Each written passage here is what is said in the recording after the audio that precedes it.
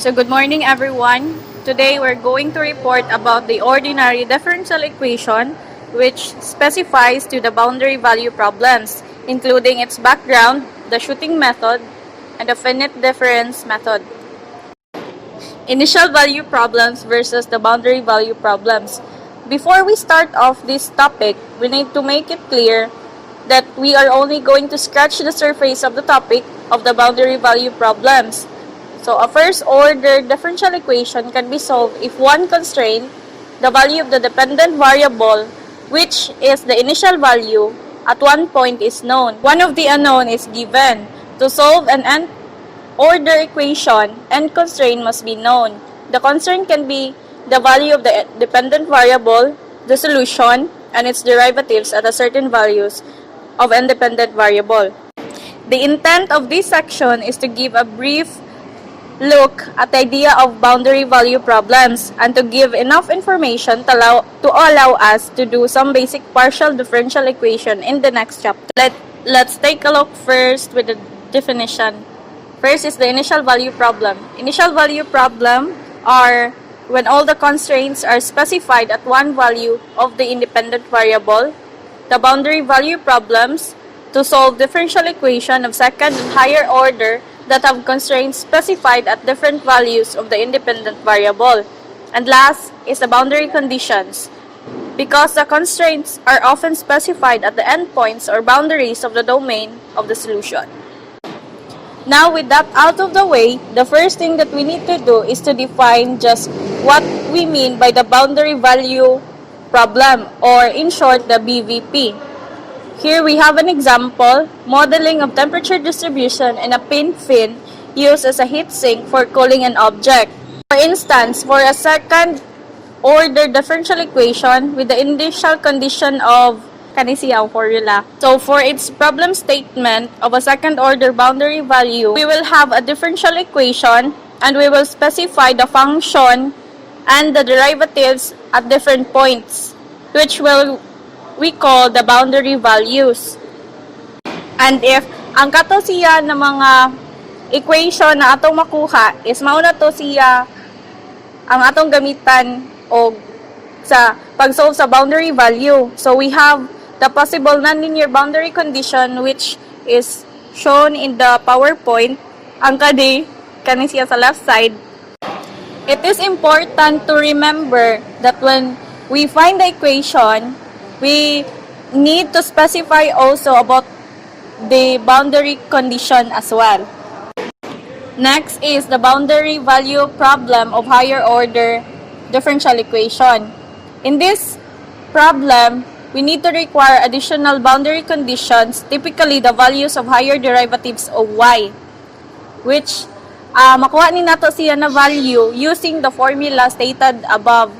For example, the differential equation that relates the deflection of a beam, y, due to the application of distributed load, Ex is equals to E, which is the elastic modulus of the beam's material, and I, the area moment of inertia of the beam's cross-sectional area. So, ang kanisiya, you need to have 4 boundary conditions, which is ang y in the initial stage, which is 0, and y with the fixed stage sa length, with the length L, and then the dy over dx of x equals to 0 and dy over dx of x equals to L. So let's continue our topic, which is overview of numerical methods used for solving boundary value problems. So shooting methods. To reduce the second order or higher order ODE to an initial value problem. It is transforming the equation into a system of first order. The boundary value at the first point of the domain used as an initial value for the system, and the additional initial values needed for the solving the system, which is you guess means mo assume ka og value. The solution at the end of the interval is compared with the specified boundary conditions and iteration, which means repeat. Balik-balik ko ni mga process of finite difference methods. The derivative in the differential equation are approximated with FD formula. Approximated means kuan di siya exact na value pero doldool ra siya. ODE, a system of linear or nonlinear algebraic equation. Advantage and disadvantage. No need to solve the differential equation several times.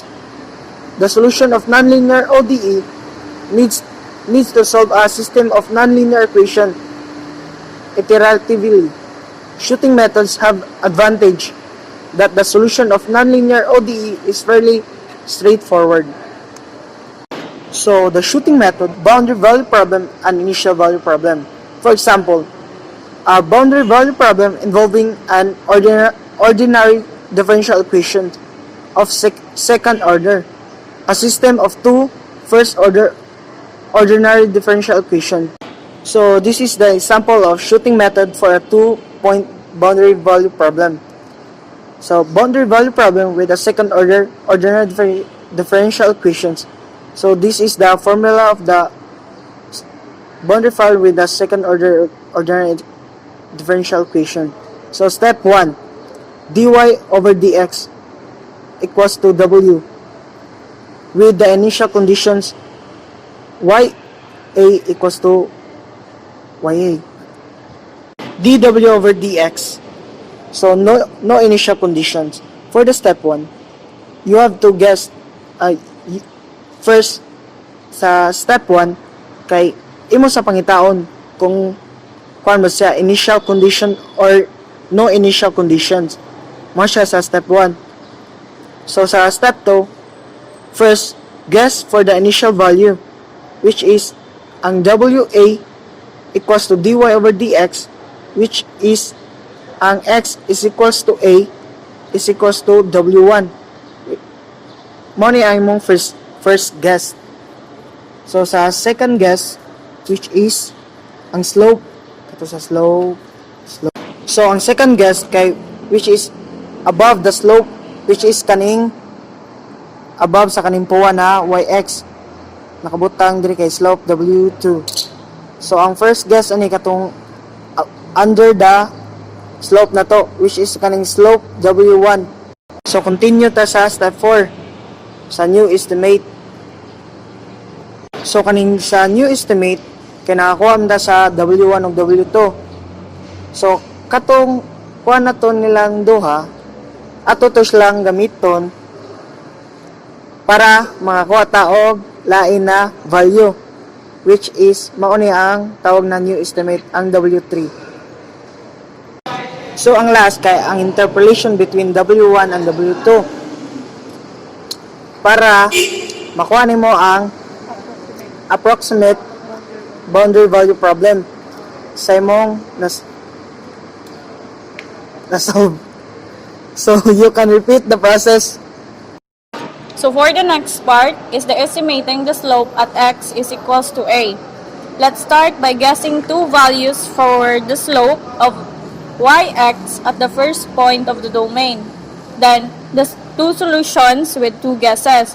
So, the same with the steps na atong gigamit ganiha at first is we initially find the initial condition, and then the next thing that we did was to find the value of the slope approximately under the slope, and then the second value that we guess is the value of the slope approximately above the slope. So, we were going to use these two guesses to estimate the new value. After that, we will get the linear interpolation between the first value that we get and the second value that we get. So, for this one, ito na to is the slope of WL and the slope of WH. So, the next is the bisection method. Unsa man ang bisection method? The bisection method is consist of finding two such numbers a and b or x and y, then i-half nimo ang ilang interval, and then keeping the half on which the function of x changes sign and repeating the procedure until this interval shrinks to the given to give the required accuracy for the root. Meaning, ibalik-balik ra nimo katong method ganiha na atong gibuhat is you are going to repeat those until makuha nimo pinaka-approximate na value na duol siya sa slope given. So, for the second method, in numerical analysis, the second method is the root finding algorithm that uses a succession of roots of second lines to better approximate a root of a function x. The second method can be thought of as a finite difference approximation of Newton's method. For the next slide, kani siha WH o nanatay value sa WH and then napod tay value sa WL. So, di ba, ang next is to get the new iteration or new interval value kay ang atong gamito na formula is katong ang WN is equals to the first value na nakuha na to, which is ang value sa slope niya, akong pasabot, WH plus the value of the second, which is WL. Okay, so to explain further, using the second method, we have here the formula W sub I plus 1 is WI minus WI minus 1 minus WI all over I minus 1 minus EI times E sub I. So, ang kanisiyang WI mo ni, if you can see sa figure, ang slope WI is located here, and then the upper part is W. Ang change ni siya, the change in slope of W sub I is, ang kanya sa babaw, WI minus 1. Ang E is the location, ang location na siya. Diba, ang atong slope is, mao ni ang YX, mao ni atong slope, diba? So, ang location sa W sub I, which is EI, mao na siya ang location gikan sa slope padung sa value sa WI. Ang distance gikan sa slope padung sa WI. And then, for the WI minus 1, ang iyahang distance gikan sa slope padung sa WI minus 1, mauna ang atong gitawag na EI minus 1. So, ES from the previous two iterations can be both, it's either positive silang duha or negative silang duha, or they have opposite signs. Okay, for the next part, the finite difference method of ordinary differential equation with boundary conditions. So, at this situation, the boundary conditions are already given. The derivatives in the differential equation is replaced with finite difference approximation. The domain of the solution A and B is divided into n subintervals of equal length h. So, defined by n plus 1 points. Ang kani siya, as you can see sa picture, kaning sa table sa kilid, natay mga grid points with the interior points given. Ang atong end point is from x1, which is ang A, to the end point in B. In general, the subintervals kani sa sulod, to solve this one, kay you need to find i-subdivide na nimo siya, which is the term called n. And then in general, ang kani silang mga subintervals na naa sa sulod, they have an equal length. The length of each subinterval sa pag-solve ana niya is equals to the h is equals to b minus a, which is the endpoints from the first part to the last part. So, for the finite difference with central difference, we are going to use the formula, the first derivative of dy over dx and the second derivative. So, for the finite difference solution of a linear two-point boundary value problems, we have here the formula of the second derivative plus the function of x dy over dx plus gx with respect to y is equals to h over x. And then you are going to perform discretization with the boundary conditions given. And then ang unknown na atong ipangita diri is the y the y2 and n minus 1, which is a linear algebraic equation. Okay, next. For the example, ang kani. In equation 11.26, H sub C is the convective heat transfer coefficient, P is the perimeter bounding the cross-section of the fin, K is the thermal conductivity of the fin material, AC is the cross-sectional area of the fin, and T5 is the temperature of the surrounding air. So with the values given here, use the following values for the perimeters in equation 11.26 to solve the ordinary differential equation using the finite difference method. Divide the domain of the solution into 5 equal space subintervals. So, ang atong formula na gamiton sa finite difference method is mao ni siya. Katong naay central difference formula. So, wherein ang beta is given, which is the H sub C times the perimeter over K times the cross-sectional area of the given figure. So, next is ang nakuha na nato ang formula, no, to substitute the value. The next thing that we need to do is discretize the equation. Unsa man na siyang discretization? Discretization is the process of transferring continuous function, models, variables, and equations into discrete counterparts. Meaning, itagsa-tagsa nimo siya. Diba, naaman tayo mga sub-intervals na nakuha, which is T1, 2, 3, 4, and so on. So, each sub-intervals with interior points, kaya naaman ta sila equivalent na differential equation. So, ang kato siya na mga equation na naa dito, each point, kaya ato to siyang i-discretize. The process is usually carried out as a first step toward making them suitable for numerical evaluation and implementation on digital computers. So we continue to our topic, which is finite difference solution of a nonlinear two-point boundary value problem. So the resulting system of simultaneous equation is nonlinear. So the task is much more challenging than that of solving a system of linear equation. The most computationally efficient means of solving a system of nonlinear equation is applying some type of iterative scheme. However, as discussed in Chapter 3, iterative methods run the risk of diverging unless the starting or initial values for the iteration are close enough to the final answer. So next is fixed point iteration.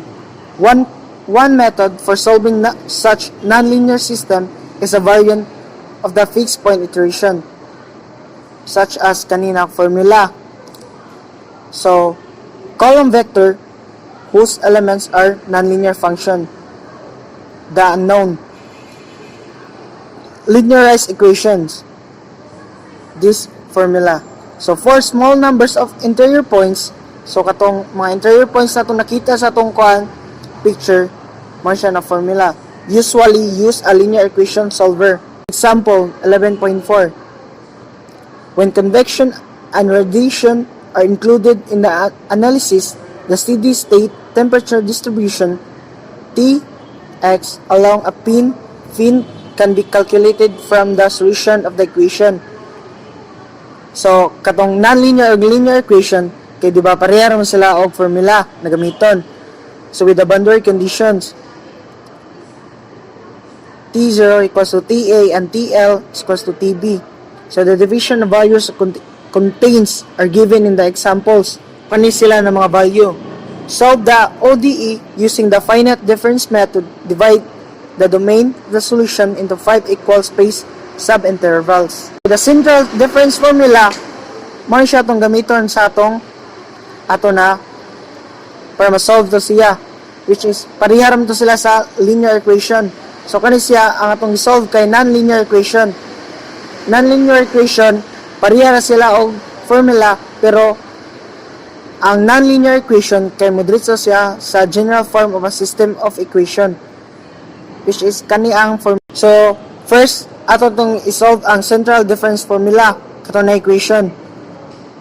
Dayon general form of a system equation ta. Nakita ninyo dire ang atong graph. So katong linear equation kay mag-discretize man ta sa ato sa non-linear kailahi gamito na to kay ang general form of a system equation. So mao ni siya na formula katong gingon ako ganiya. So sunod, solving a BVP with mixed boundary condition. Use the finite difference method to solve the following mixed boundary condition, BVP. So with the boundary condition such as y is equals to 0, y times 0 equals to 1, and dy over dx, x is equals to 1 equals minus y, x equals to 1. So the divide solution of the domain to 8 subintervals and use a central difference approximation for all derivatives. Compared the numerical solution with the exact solution. So solving a BVP with mixed boundary condition, central difference. So kani siya na formula para imo siyang makuan, imo siyang i-discretize.